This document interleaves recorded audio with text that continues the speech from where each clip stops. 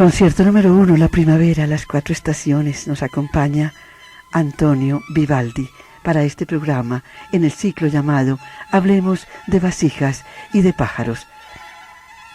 En este día, Anita Rivas nos da a conocer sus ollas de barro. Bienvenida, Anita, a nuestro programa.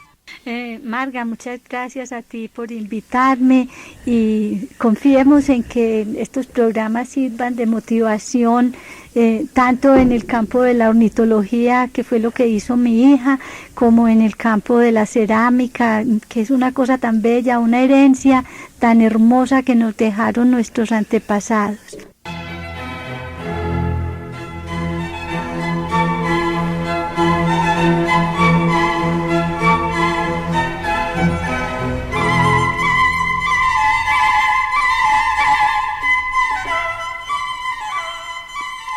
Amigos de la mejor clase, ¿cómo canta la sumaya? ¡Ay, cómo canta en el árbol!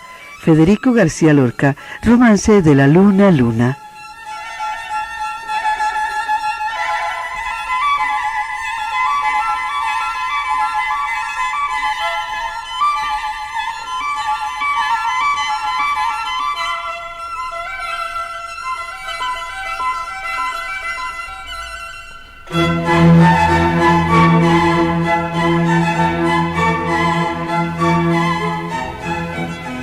Imposible imaginarse el mundo sin las aves, sobre todo en los ecosistemas terrestres, pero aún en la vasta extensión de los océanos, el vertebrado más fácilmente observable probablemente sea un ave y con certeza nos traerá una sensación de confianza y no de peligro, como se cuenta del primer viaje de Cristóbal Colón.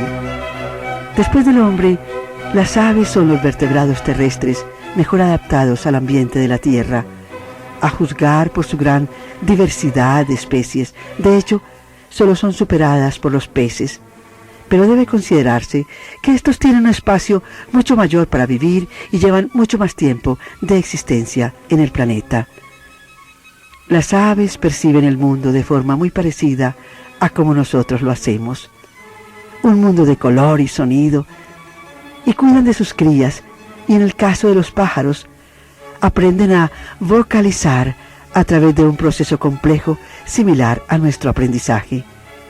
Esto, y las relaciones armoniosas que parecen reinar en las comunidades de aves, llevó a Alexander Skutch, decano de los ornitólogos del Neotrópico, a afirmar que las aves son los animales más parecidos al hombre. Lo que más llama la atención es que, siendo la clase dominante de vertebrados en los ecosistemas terrestres, no representan ningún peligro para el hombre. Atravesar la selva, cruzar un pantano o sumergirse en el mar produce temor en las personas por el peligro de ser atacadas por un felino, un pecarí, una serpiente, un caimán, una raya o un tiburón en cada caso, pero jamás por un ave.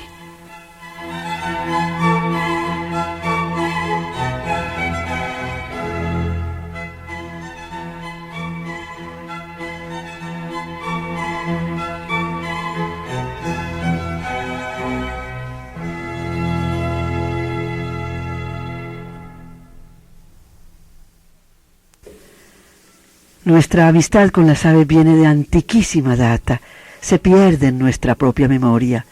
Ellas fueron, con seguridad, las verdaderas musas que inspiraron la música y el vuelo. En el pasado se consideraban mensajeras entre la tierra y el cielo, portadoras de buenas nuevas o anunciadoras de catástrofes, no sus causantes. En la simbología cristiana, los ángeles son hombres aves con sus típicas alas. La Victoria de los griegos poseía unas alas de ave y, en general, las alas son símbolo de libertad. Otras aves encarnaban algunas virtudes como la sabiduría, la lechuza, la fidelidad, la paloma, la fuerza o el poder, el águila, y la pluma, un atributo exclusivo de las aves. Fue durante varios siglos el instrumento de la escritura y hoy simboliza la literatura. En el mundo moderno, más preocupado por la economía que por la poesía, las aves contribuyen a nuestro sostenimiento con una buena porción de nuestra dieta representada en carne y huevos.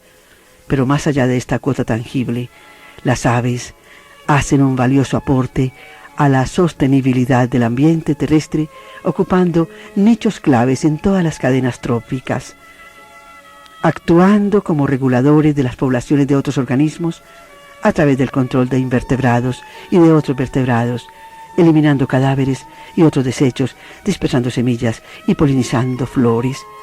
Qué triste sería el mundo sin el trino de los pájaros, sin el murmullo de las alas, sin el vistoso color de esas criaturas voladoras.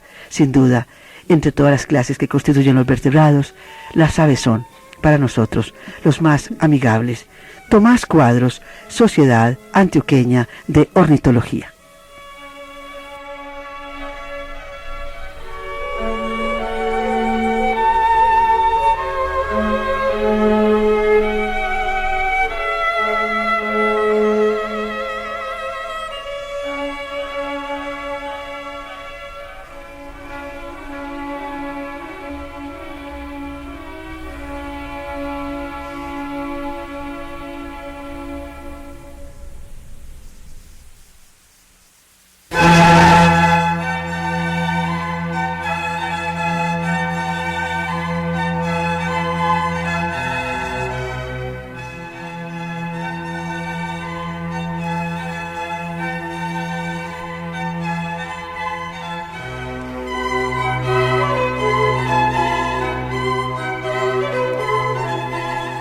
Hemos hecho esta lectura en homenaje a Ana María Castaño, ornitóloga, o como ella mejor se llama con sus compañeros, pajaróloga. Anita, tu hija. Ay, Marga, muchas gracias. Realmente el homenaje yo creo que es a Tomás, puesto que él es el autor del artículo que leíste, y además porque Tomás fue la persona que orientó a Ana María en la ornitología desde sus primeros momentos en la universidad. ¿Algo nos ibas a contar de Tomás? Bueno, es una anécdota muy sencilla, pero es como se van dando las circunstancias en la vida. Resulta que la primera vez que yo fui a la universidad a llevar a Ana María, cuando ella iba, no sé, a hacer sus primeras diligencias, yo la esperé en un parqueadero y me quedé observando las construcciones, y de pronto en una ventana vi así atada a un trocito de madera una orquídea. Entonces, cuando Ana María volvió y se encontró conmigo, le dije: Ana María, mira, en esa ventana hay una persona que es amante de la naturaleza. ¡Qué alegría! Sí, y era precisamente la ventana de la oficina de Tomás Cuadros. Es que en esa oficina, una orquídea, ahí está toda la tierra entera.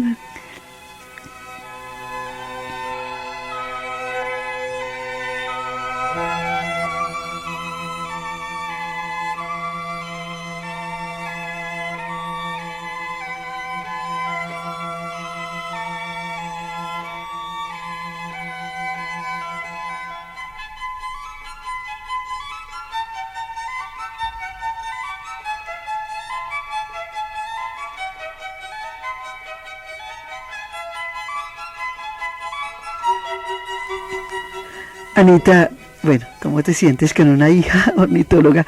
¿Cómo le cambia la vida a una madre con una hija enamorada de las aves? A ver, Marga, yo creo que, siento una alegría muy grande, porque creo que es un logro y es un don de Dios que precisamente mi hija esté luchando por la conservación de lo poco que nos queda en la naturaleza.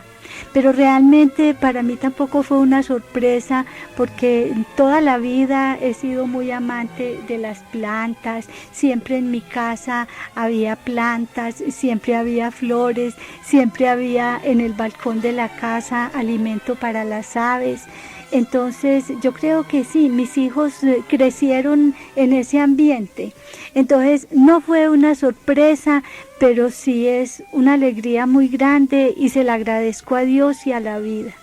Qué alegría decir a una madre que un hijo es un orgullo. Es que mis hijos, no sé si sonará vanidad, pero yo creo que mis hijos sí, Dios puso muchos valores en ellos. Qué alegría. Entonces a Ana María, quien se encuentra ahora por allá en San Andrés, no bañándose delicioso en una playa como debería ser, sino sino trabajando con las aves, madrugando. Ella tiene que estar lista antes de que el primer pajarito despierte, porque ella tiene que hacer todas las observaciones de todos los comportamientos, de los nichos, todo ella tiene que observarlo, tiene que hacer las capturas, como ella explicó la otra vez, que son capturas con fines científicos, con mucha delicadeza, de manera que las aves no vayan a sufrir, sino que se capturan en las redes de niebla, se hacen los análisis a la mayor velocidad y se trata a las aves con todo el amor y con todo el cuidado, y luego se les vuelve a liberar. Entonces ella tiene que estar, como dije antes, levantada antes que se levante el primer pajarito. Pienso, Anita, se me ocurre en este instante que allí en tu vereda, donde tienes árboles y estás siempre sembrando como buena jardinera, y siempre estén las aves rodeando tu casa, pienso que siempre estás unida a tu hija, así esté por los caminos del país o de otros lugares de América, estás unida a tu hija por el canto de las aves. Sí, y porque a mí siempre las aves también me han llamado mucho la atención, a pesar de que sea una persona ignorante en la ornitología. Pero pues el amor siempre lo he llevado por ellas y las observo mucho, incluso como yo ignoro, pero Ana María sabe, entonces todo lo que voy observando yo luego se lo comento a ella. Por ejemplo, en estos días han estado de visita allá por la vereda unas migratorias, yo no sé el nombre científico, el nombre vulgar es el degollado. ¿Y por qué le dicen degollado? Porque es un ave que tiene como una especie de pañuelo rojo atado al cuello. Entonces, por eso le dicen degollado, porque también la gente, yo lo relaciono con un pañuelo rojo, pero antes la gente lo relacionó fue con la sangre de una persona o de un ser degollado. Entonces fue muy lindo cuando los pude observar por primera vez allá, porque inmediatamente llamé a la niña, le dije, Ana María, tenemos el degollado en la casa. Entonces ya ella me explicó que es un ave migratoria, que en este momento se encuentran de paseo por acá entre nosotros, aprovechando el alimento y el calor del trópico. Y yo, mientras viví en Medellín, tuve la costumbre de mantenerle alimento a las aves en el balcón, pero ya acá en la finca no quise hacer eso, sino que lo que hago es sembrar arbolitos y plantas que les sirvan a ellos de alimento y de nido también. Sublime testimonio, Anita. Ya también sos pajaróloga. Y aquí los oyentes de la emisora vamos a quedar todos tan enamorados de las aves que jamás volveremos a mirar el cielo igual a antes de escuchar a Ana María Castaño enamorándonos de ellas, de las aves. El cielo se transfiguró para nosotros y también los árboles cuando las aves lleguen, y sobre todo el respeto. El respeto, sí, eso es lo esencial. Yo quisiera hacer notar que, por ejemplo, en Medellín se ha incrementado muchísimo el número de aves. Y la razón es, hace ya rato que se acabaron las caucheras, que fueron el peor enemigo. Y a cambio de eso se ha ido creando en la gente la cultura de mantenerles alimento en los balcones. Entonces, eso ha incrementado. Luego también han crecido todos los árboles con que han reforestado la ciudad. Bueno, reforestado, creo que dije un error grandísimo. Creo que no es esa la palabra. Con que han arborizado la ciudad, ¿cierto? Entonces eso permite que las aves encuentren mucho alimento, mucho espacio donde anidar con relativa o con mucha seguridad. Entonces en Medellín ya es muy hermoso observar muchas aves. Hay una cosa especial, y es, por ejemplo, que en el zoológico empezaron a dejarle abierta la jaula a las loras, guacamayas. Bueno, yo no puedo hablar en términos científicos. Entonces las aves empezaron a salir pero salían en la mañana y regresaban por la tarde porque sabían que ahí tenían alimento y techo seguro, pero de poquito en poquito fueron encontrando dónde hospedarse, dónde alimentarse, y parece que la población de estas aves se está incrementando mucho en Medellín y que ya no regresan todas al zoológico, sino que más bien muchas ya van anidando por fuera. Total, volvemos a la palabra clave, respeto. Yo cuento de cosas que conozco de Medellín, pero ojalá que en este Oriente que es tan bello, nos esmeráramos, no necesitamos ni siquiera observarlas, ni siquiera nada, necesitamos dejarlas tranquilas. Eso es todo lo que ellas necesitan.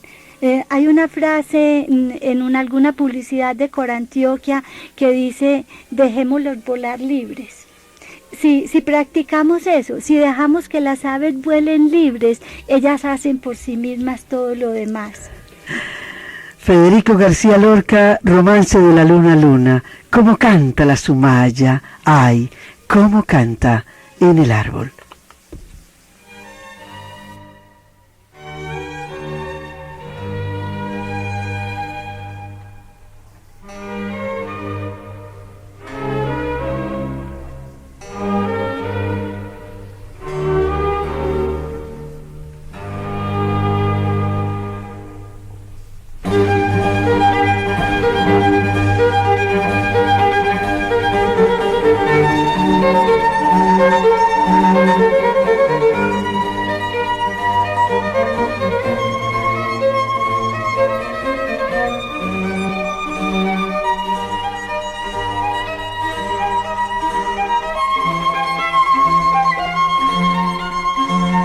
El concierto número 2, El verano, de Antonio Vivaldi.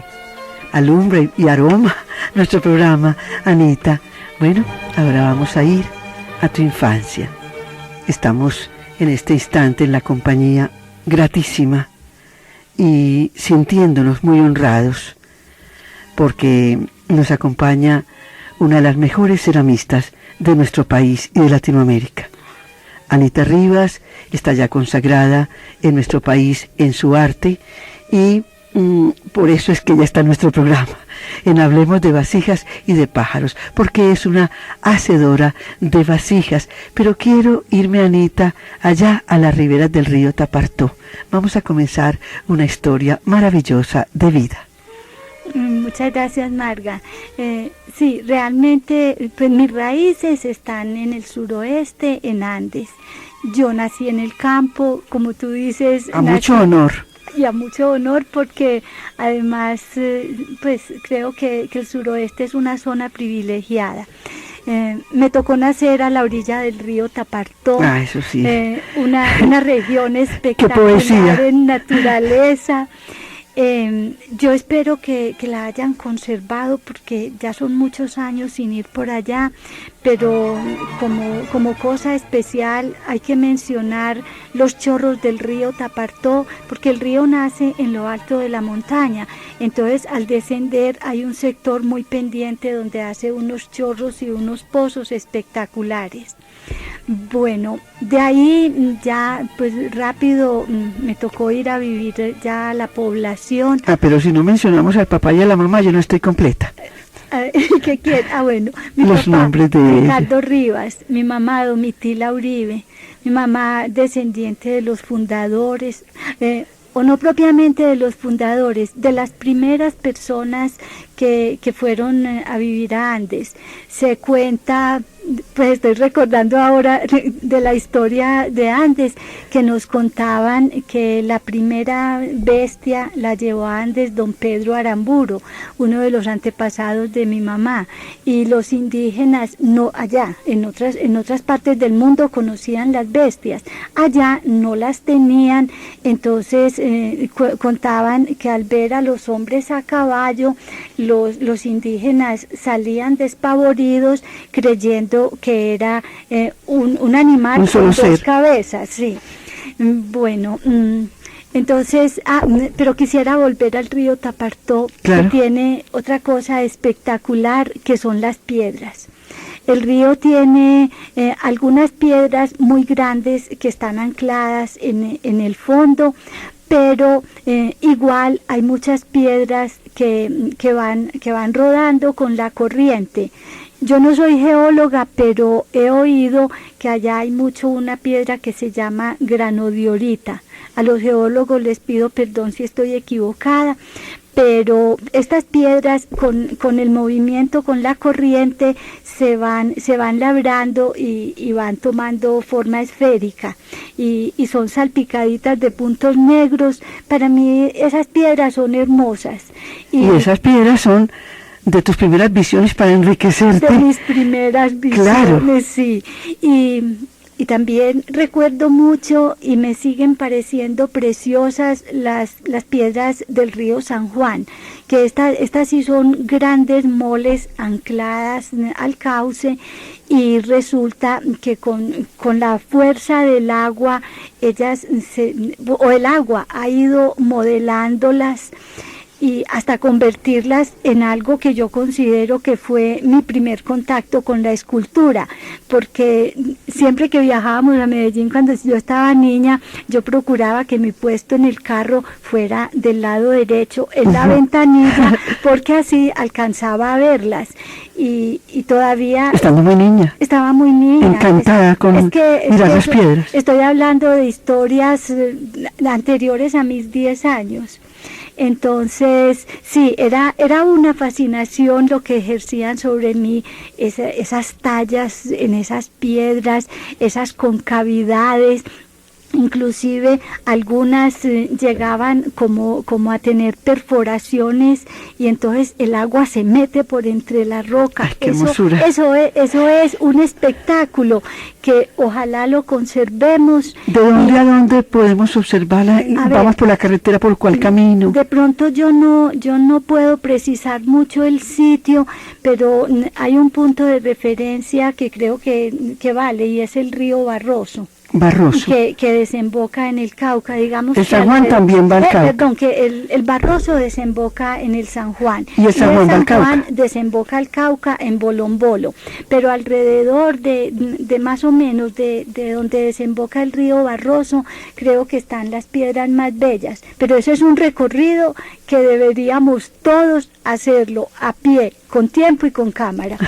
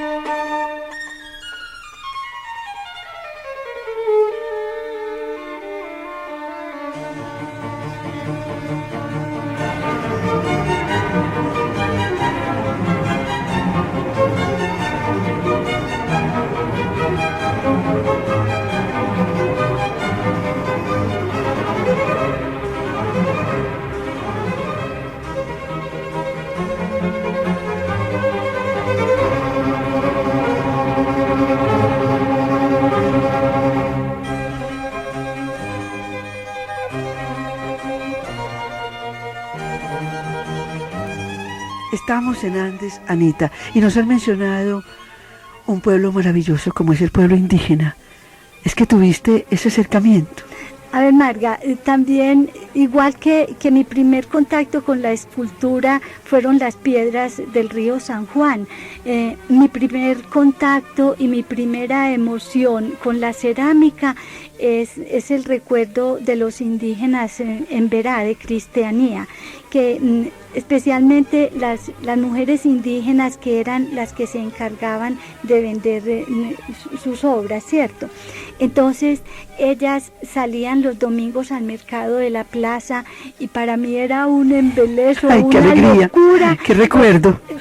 Yo salía a la plaza y me quedaba paradita mirando a la indígena sentada en el suelo al pie de un árbol, que si no me equivoco era un algarrobo, y ella con su bebé amarrado a la espalda y rodeada de ollas, de callanas, de chocolateras, todo hecho en barro por ellos. Para mí eso fue una fascinación y eso son imágenes que se quedaron fijas y que creo que no borraré nunca.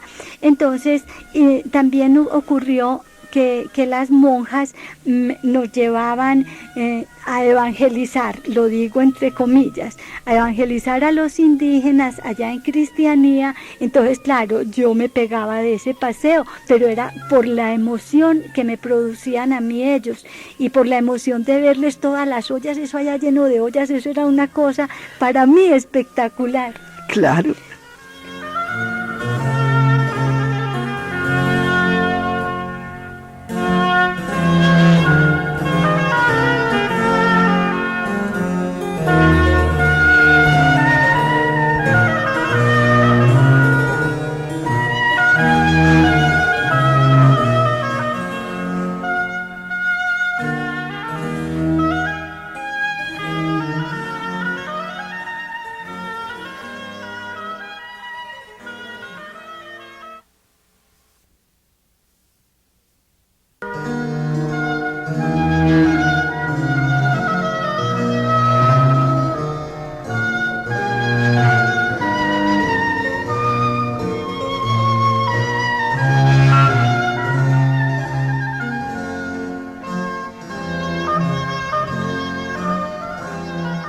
Gracias a Burkhard Glasner por interpretar ese oboe para nosotros.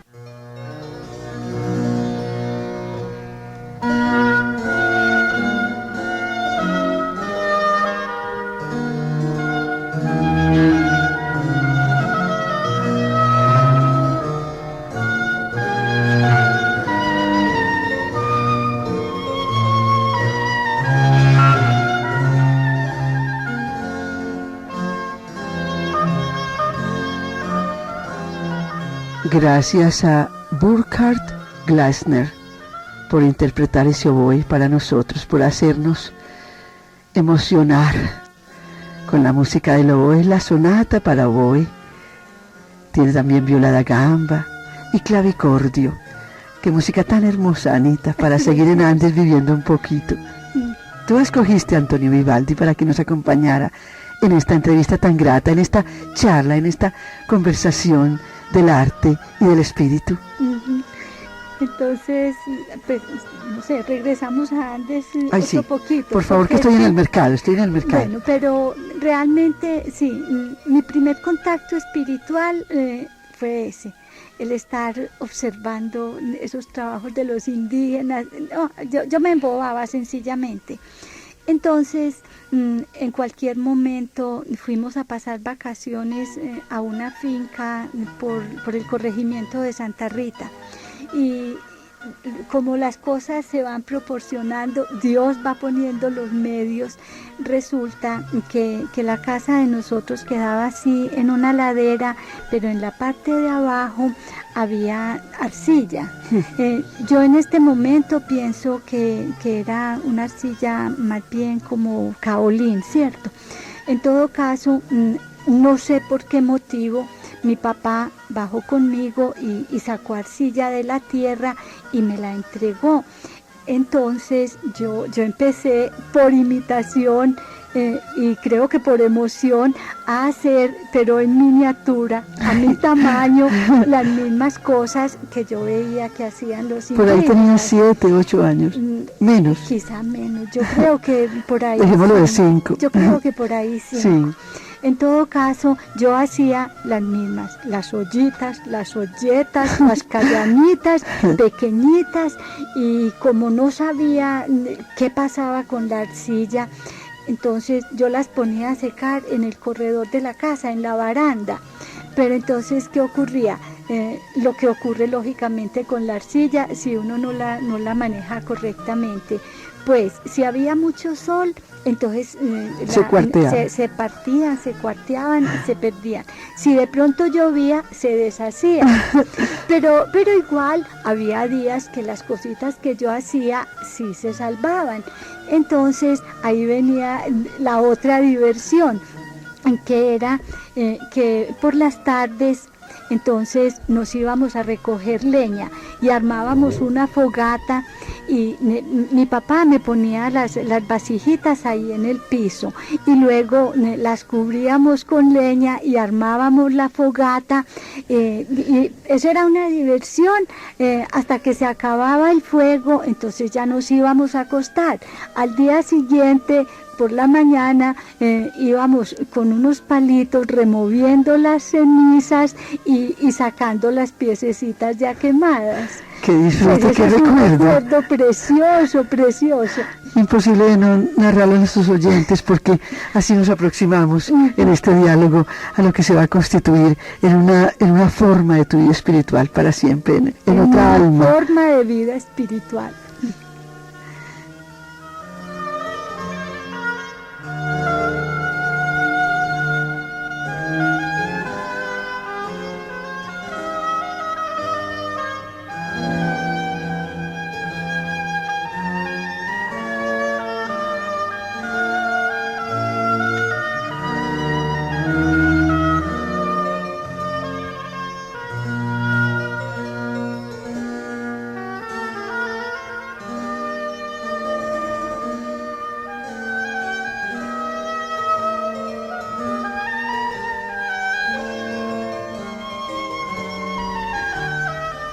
Anita, vámonos a vivir a Medellín. Bueno, vengámonos para Medellín. Resulta que pues vine a Medellín con mi familia común y corriente a seguir en el colegio, todo, y cualquier día fue mi hermana Nora la que descubrió el Instituto de Artes Plásticas y entonces quiso entrarse a estudiar pintura. Pero estoy hablando de una época que los jóvenes tal vez no pueden comprender, porque las niñas éramos demasiado cuidadas en las casas. Entonces no era conveniente que Nora se fuera sola a un instituto donde había muchachos y niñas y donde había pues unas libertades que no podía haber en los colegios. Entonces, ¿son los años 50? Estamos en fines de los 50, empezando los 60 creo yo. Entonces, pues yo fui, la acompañé al instituto y la sorpresa grandota fue que en el patio de atrás trabajaban con barro. ¡Ay, Dios mío! Esa fue la locura. Otra vez a encontrar la patria. Locura. Entonces ya pregunté y pues qué podía hacer. Yo quería entrar a jugar con barro. Y sí, me matriculé y listo, y empecé a trabajar. Tuve una mala experiencia porque alguna persona abusó de una obrita mía, pues la comercializó sin contar conmigo, absolutamente para nada. Entonces me retiré. Bueno, por ahí también te hizo un elogio, Anita. Era tan buena la obra que se aprovechó a alguien, pero... una estatua. Bueno, en todo caso me retiré, sí, pero pasó un poquito de tiempo, yo creo que algo así como 1 o 2 años, y el ansia de barro ahí seguía viva. La ansia de barro, entonces, qué bien dicho. Cualquier día volví, me matriculé y ya sí no abandoné.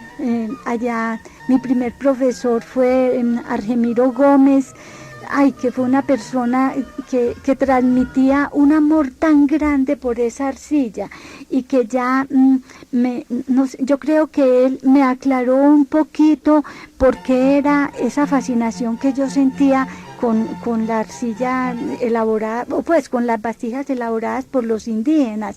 Entonces él fue el que me enseñó que es que la cerámica es una herencia cultural que nosotros traemos, que tal vez es la herencia más importante, aunque pues uno estudia un poquito y entonces ya ve que es que la historia de América está escrita en barro, en oro y en piedra. Claro que sí. Y bueno, aparte de Argemiro, me tocó también con Rodrigo Callejas, que Rodrigo vive acá en La Ceja, una persona, un artista increíble. Qué bueno mencionar y hacer homenaje a estas personas. Y personas que fueron muy valiosas. Que tanto han hecho por el arte en Antioquia. Es que incluso en el momento en que yo reingresé al Instituto de Artes Plásticas, Argemiro y Rodrigo acababan de llegar de Italia, que se habían ido a estudiar allá. Entonces, ellos traían una cantidad de inquietudes, de expectativas, de cosas por realizar, y que entonces eso fue maravilloso para nosotros. Yo recuerdo una anécdota con Argemiro, y es que él alguna vez, como trabajábamos todos así en unas mesas grandes, el profesor giraba por detrás de nosotros observando. Los imagino. Entonces Argemiro, en una ocasión, yo estaba trabajando, él se instaló detrás de mí y de pronto me dice, qué manos, y yo no entendía. Porque siempre he pensado pues que mis manos no valen la pena por belleza ni por nada, sino por lo que puedo hacer con ellas.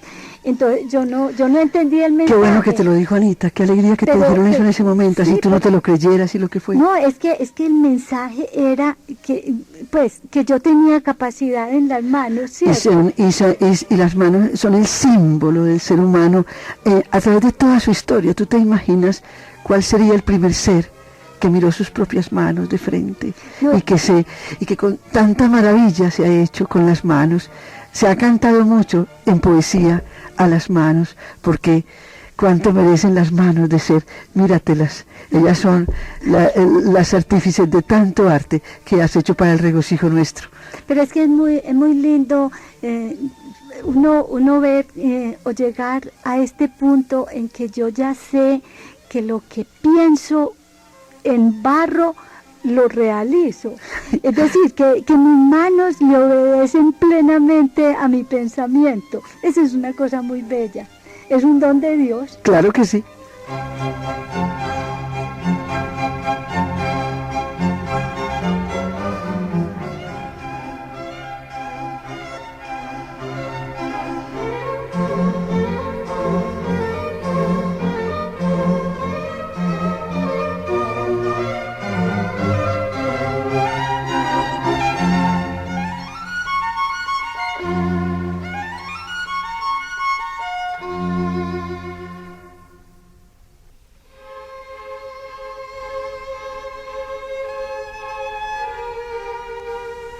¿Dónde se encontraba, Anita, en Medellín, el Instituto de Artes Plásticas en ese tiempo? Bueno, en la época en que yo estudié, el Instituto de Artes Plásticas era como una entidad independiente que era patrocinada por el departamento de Antioquia y el municipio de Medellín.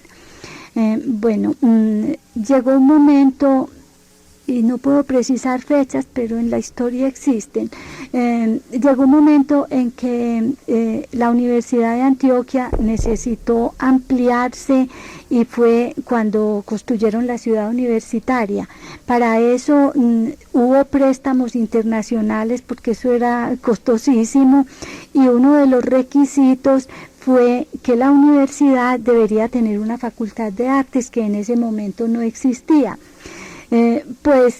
Por accidente me tocó ser universitaria, porque entonces la universidad acogió al Instituto de Artes Plásticas y lo anexó a la universidad. Entonces de ahí nace el Instituto de Artes Plásticas, que todavía es parte de la Universidad de Antioquia. Anita, y me estabas contando que allí es donde aparece la primera mención de honor, el primer premio. ¿Cómo es eso? Bueno, eso fue muy bello y yo creo que muy asustador. Yo alguna vez vi, eso fue tal vez el segundo o tercer año que yo estaba estudiando, alguna vez vi que había concurso de cerámica en el Museo de Sea. En esa época era el Museo de Sea. Entonces, a mí me pareció pues muy espectacular que hubiera un concurso, todo eso, pero yo nunca lo imaginé para mí, sino, yo me imaginaba que los ceramistas que podían participar eran personas casi extraterrestres, creo. No, eso era para gente muy grande. Claro. Cuando llego a clase y me dice Argemiro, Anita, vamos a revisar sus obras porque hay que participar en el Salón de Ceramistas. Y yo me asusté tanto, yo no podía creer. Estamos por 61, 62, Anita, más o menos puedes precisar el año. Sí, 64, 60 o más. Ajá. Espérate, yo creo que ha pasado más tiempo, es que yo de cronología como que estoy muy mal. Estamos en los 60 y estás allí pues en aquella emoción de la primera participación. Entonces, cuando Argemiro me dice, no, es que hay que participar, y yo no, pero ¿cómo? Es imposible, yo no, nunca me imagino. No soy digna ni merezco. No soy digna ni merezco, pero él me dijo, sí, esto es para todos, en fin. Bueno, participé ese año. ¿Tú sola o todos tus compañeros? No, Argemiro era muy selectivo, tenía muchos compañeros, Argemiro tenía muchos alumnos, pero igual los preferidos de él éramos 4 o 5. Recuerdo mucho entre ellos a Antonio Osorio, que él es odontólogo. Yo no sé si él habrá seguido con la cerámica. Y recuerdo también a Mariela Palacio, que tampoco, bueno, nunca volví a tener contacto con ella. No importa mencionarlos, qué rico. Sí, en todo caso, ese año yo participé, no pasó nada. Al año siguiente vuelve, pero yo ya tenía como un poquito más de confianza, ya sabía que no me iban a rechazar por ser estudiante ni nada. Total, presenté una obra que yo creo que es muy bella. Entonces, uno de los jurados fue Graciliano Arcila, nuestro gran antropólogo, persona a la que la cultura antioqueña le debe un monumento inmenso.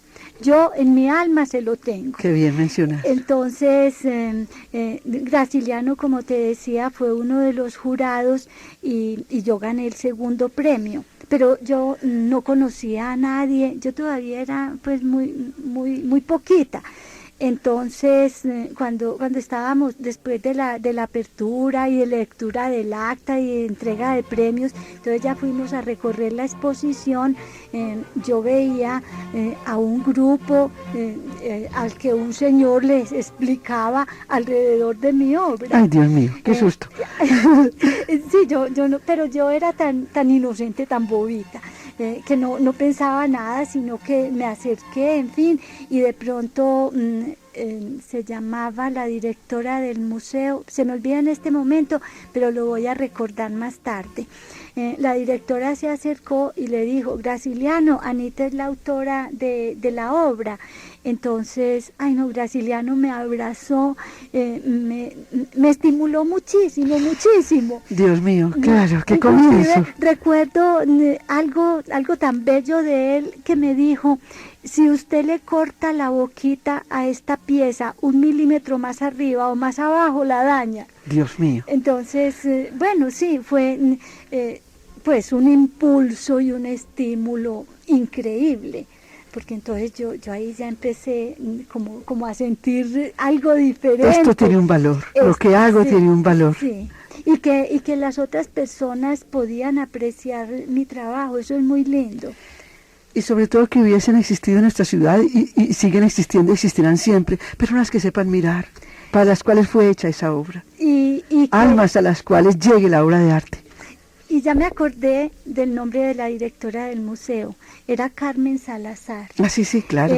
Esta mujer, yo creo que la cerámica de Antioquia, todo el arte, pero la cerámica le debe mucho, porque ella, mientras dirigió el museo, siempre lo tuvo abierto para nosotros. Carmen se merece otro monumento, también se lo tengo en mi alma, aunque hubiera olvidado el nombre.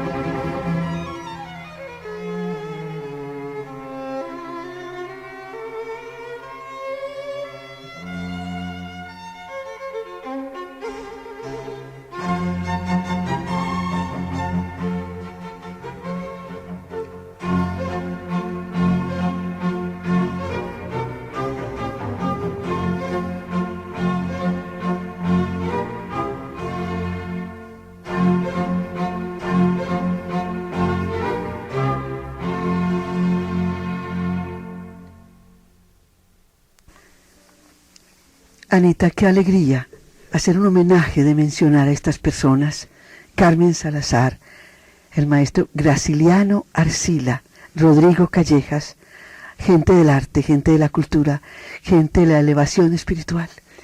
¿Y por qué se te olvida mencionar a Argemiro? A tu profesor Argemiro. Si es que Argemiro, yo creo que fue realmente la persona que le dio el gran impulso a la cerámica en Antioquia. Desafortunadamente o afortunadamente para él, a lo mejor él se nos fue demasiado temprano de Medellín a vivir a Estados Unidos, y también demasiado temprano se nos fue de la vida. Repetamos su nombre y su apellido. Argemiro Gómez. Pero qué grato, Anita, en un estudio de la pasión de uno, de su vida entera, poder mencionar a una persona que le ayudó, le sembró, le ayudó a desarrollar, a aprender, a mirar, le ayudó a mirar. Y a amar. Porque todo lo que yo traía en mi alma, él lo fue descubriendo y me enseñó mucho, mucho, mucho. Me dio mucho estímulo, mucho afecto, fue muy generoso además, porque eso es otra cosa que de pronto tocará mencionar, y es que en aquella época había mucho egoísmo entre los profesores, sobre todo en la cerámica. Ellos querían guardarse ciertos secretos, que además hasta cierto punto eso es respetable, pero... ¿Tú también te guardas algunos ahora?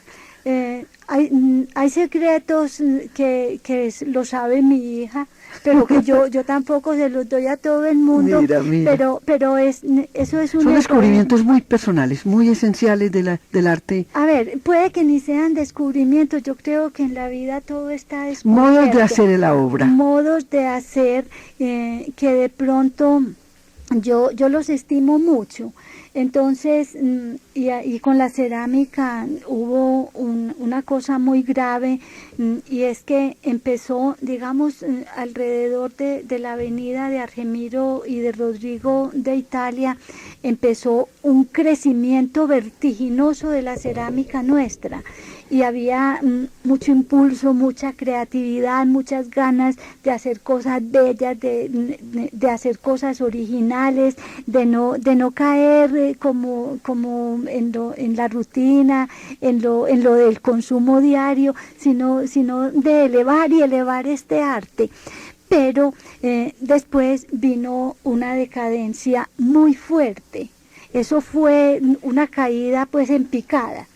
Entonces, yo creo que de esa caída nos salvamos unos pocos. No digo de pronto pocos porque seamos 8 o 10, yo no sé cuántos, pero sí algunos nos salvamos de esa caída. Entonces, no es justo que algo que yo descubro, entre comillas, y que aplico en mi obra, lo multiplique en obras que realmente no valen la pena. Entonces, por eso es mi egoísmo, ¿cierto? Pero en el caso de Argemiro quiero retomar esa parte. Yo creo que Argemiro hacía lo mismo. Él no le soltaba los secretos, también entre comillas, sino a ciertas personas. Es decir, muchísimos trabajábamos, pero muy pocos conocíamos muchos secretos de Argemiro. Los elegidos para el viaje. Los elegidos. Del barro, de la arcilla. Uh-huh.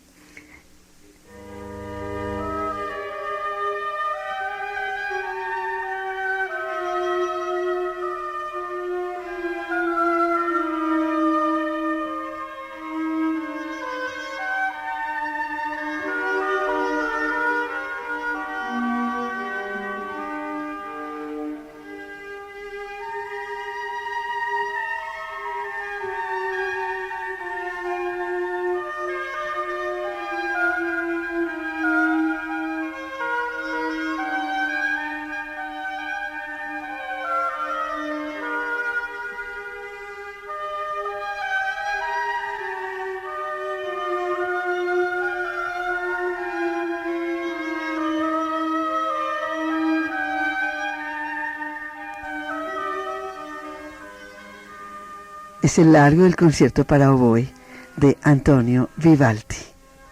Aromándonos el programa, Anita, escogiste un compositor perfecto para esta conversación. Gracias, Marca. Anita, algunos ceramistas colombianos, latinoamericanos o del mundo, de los cuales conozcas su obra, te hayas acercado.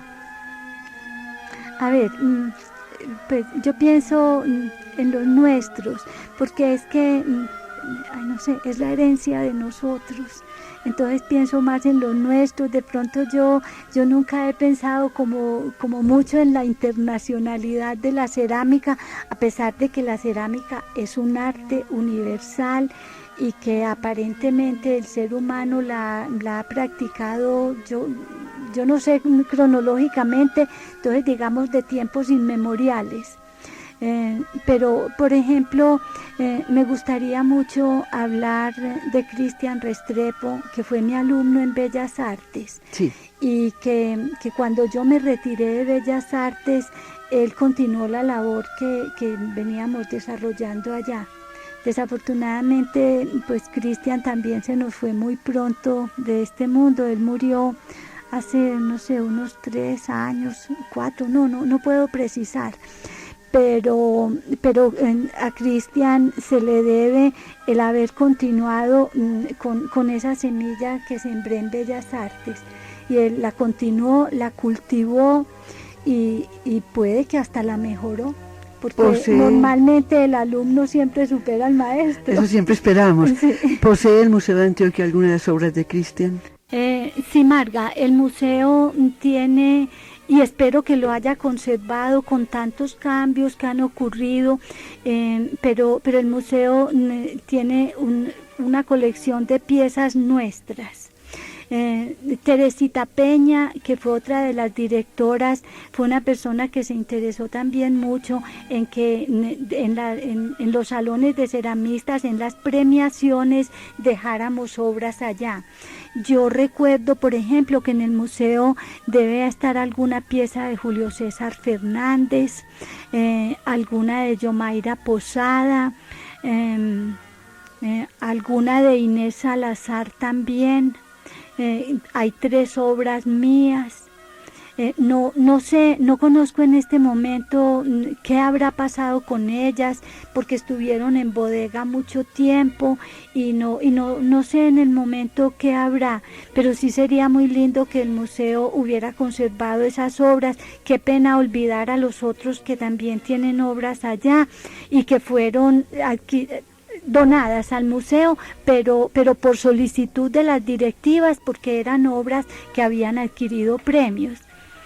Y que como historia de la cerámica nuestra tienen mucha validez, así con los conceptos de apreciación artística del momento no coincidan mucho, pero como historia tienen que valer muchísimo. Preguntemos por ello, Anita, y solicitemos que sean exhibidas o que ojalá estén para ir a mirarlas. Anita, se nos fue el tiempo. Y no lo sentimos, y no lo sentimos. Es que es tan bello evocar todas estas cosas y tener la oportunidad pues, de transmitírselas a la gente con todo el cariño y con todo el deseo de que en cada corazón quede algo. Vamos a despedir nuestro programa con el recuerdo de una niña de 5 años filando ollitas de barro en una ventana y después en una candelada, con el recuerdo de Cristian, de Argemiro, de Gracilian Marcila y de toda la gente maravillosa que ha sembrado más espiritualidad con cada una de sus obras. Muchísimas gracias, Anita. Gracias a ti, Marga.